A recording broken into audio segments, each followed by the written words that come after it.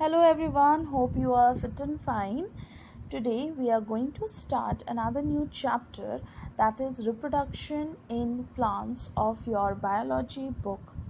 Let us begin with the introduction of reproduction. What is the meaning of reproduction? Reproduction means what?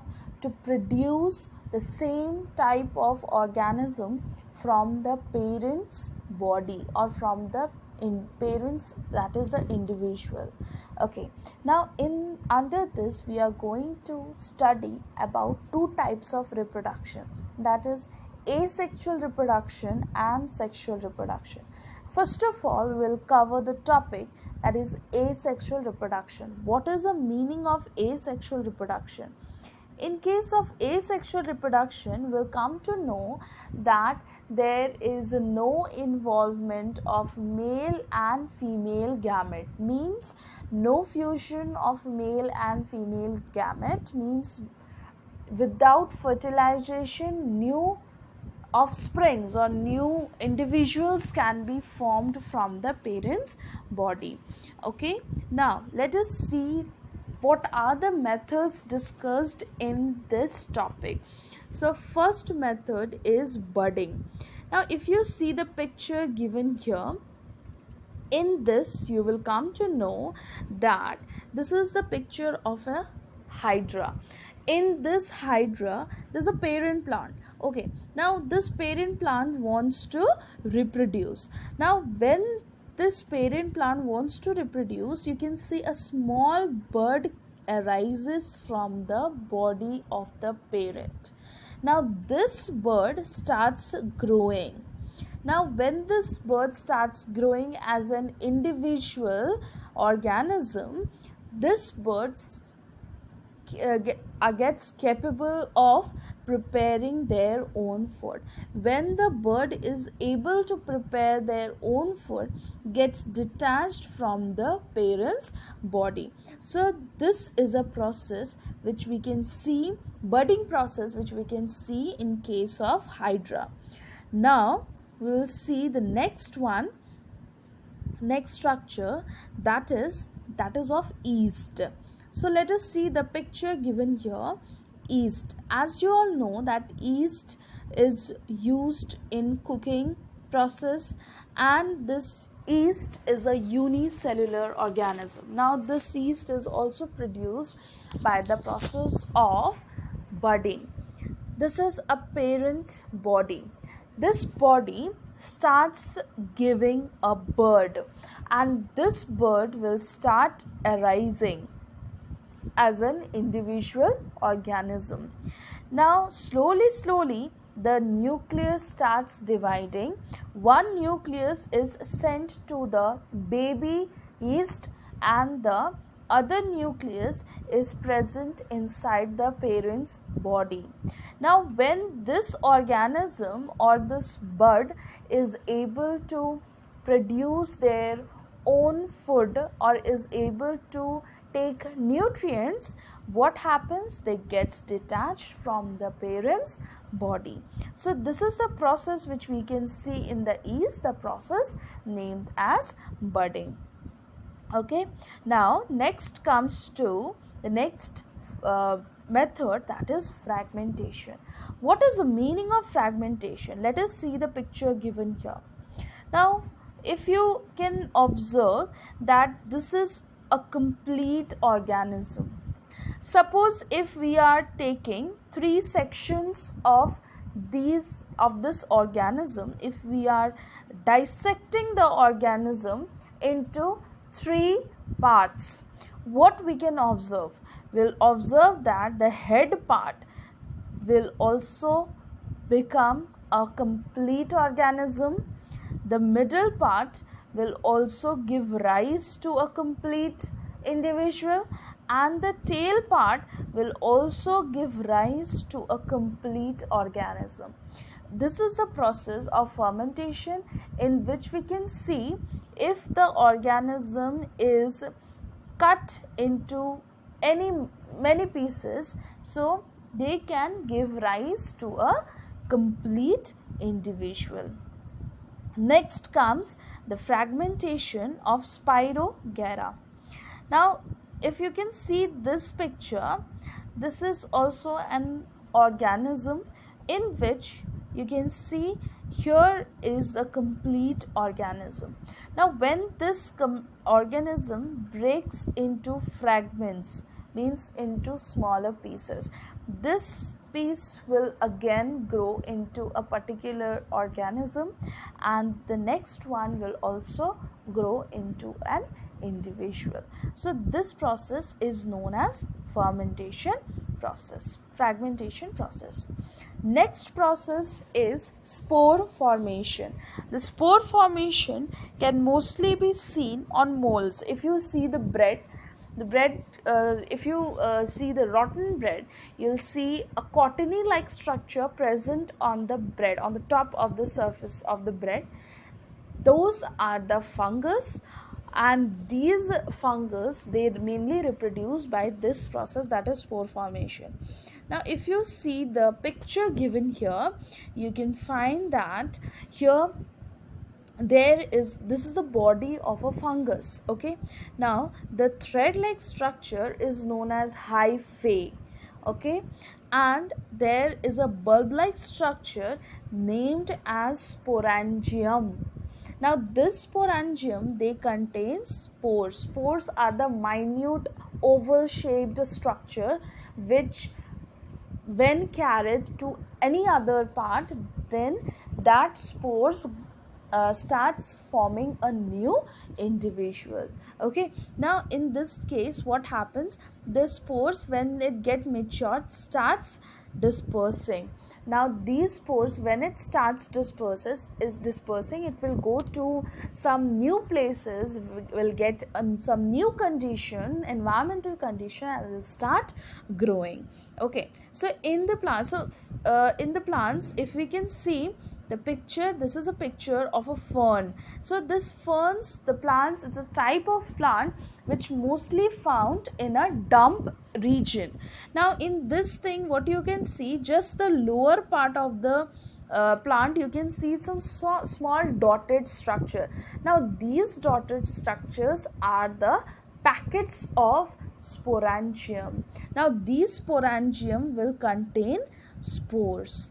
Okay, now these spores when gets mature will move from one place to another place and will start getting transformed into a new individual. Okay, so this was the method of spore formation. Next comes apomixis. Okay, so under asexual reproduction, we studied about budding, we studied about fragmentation and spore formation. Now let us understand what is the meaning of apomixis. Apomixis means what? Apomixis means away from mixing. Mixing. The word mixing means what? Here the word mixing means mixing of male and female gametes. Okay, so in this type of reproduction, the normal sexual reproduction is replaced by asexual reproduction. The place where sexual reproduction has to be taken place, that will be replaced by asexual, means asexual reproduction, and the embryo which will be formed with that will be without fertilization.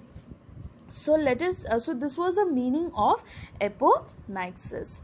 Now let's start the next topic, that is vegetative propagation. First of all, vegetative propagation is made up of two words, vegetative and propagation. Vegetative means the parts of the plant, the edible parts of the plant, and propagation means growth.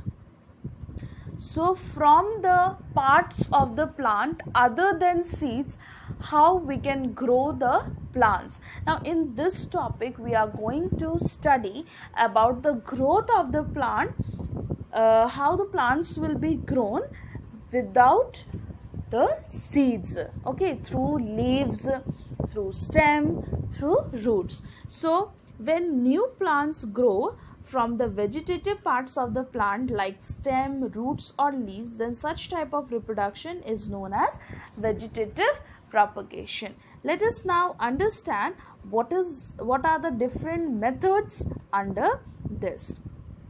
First, we will be studying about natural methods of vegetative propagation.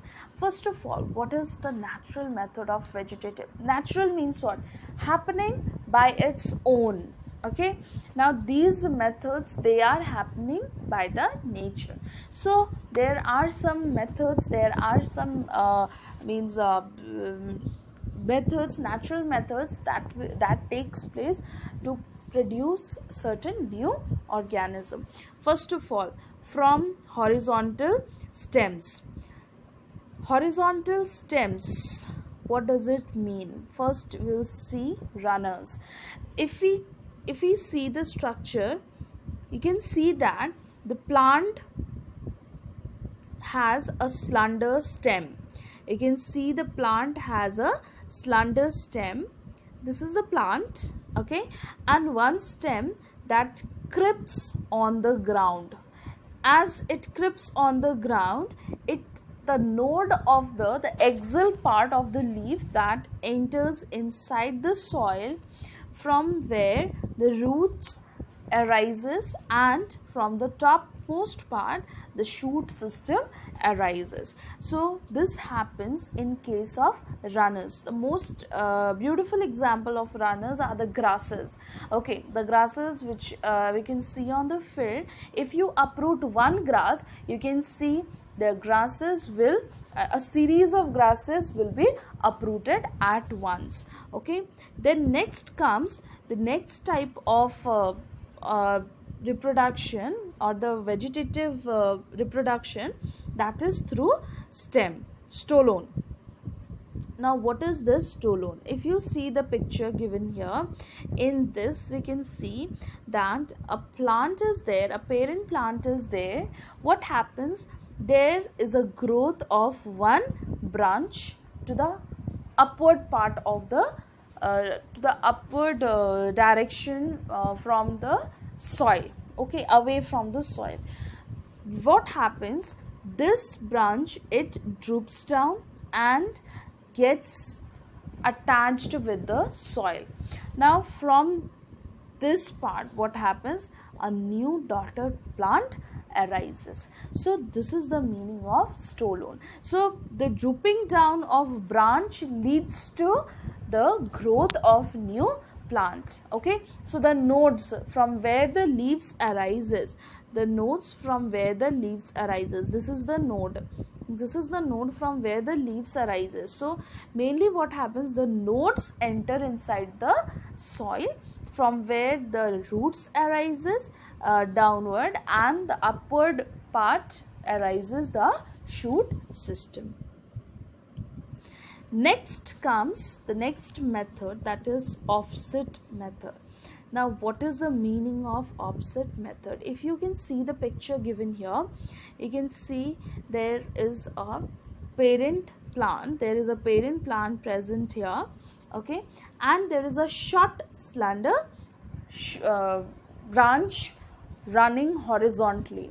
Now, when it gets a perfect condition, it starts growing into a new individual. Okay, so here you can see this is the leaf axial with lateral shoot. A lateral shoot is there that will grow, it means that is a short slender shoot system, a branch that grows horizontally and that enters inside the soil and gives rise to a new individual.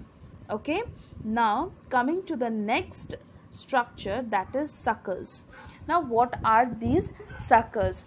Suckers means what? Suckers means what? If you can see the structure, you can find out that there is a mother plant present here, okay, and a new individual arises from the same mother plant. If we see from the top, we can see that two different plants are present there, but generally what happens, this new individual, they take the nutrients from the mother plant. So when this nutrients, when this organism or when this individual plant is capable of producing their own food, gets detached from the parent plant. Okay, so this is a type of natural methods of vegetative propagation. So in next video we'll be studying about rest other types of vegetative propagation through different ways.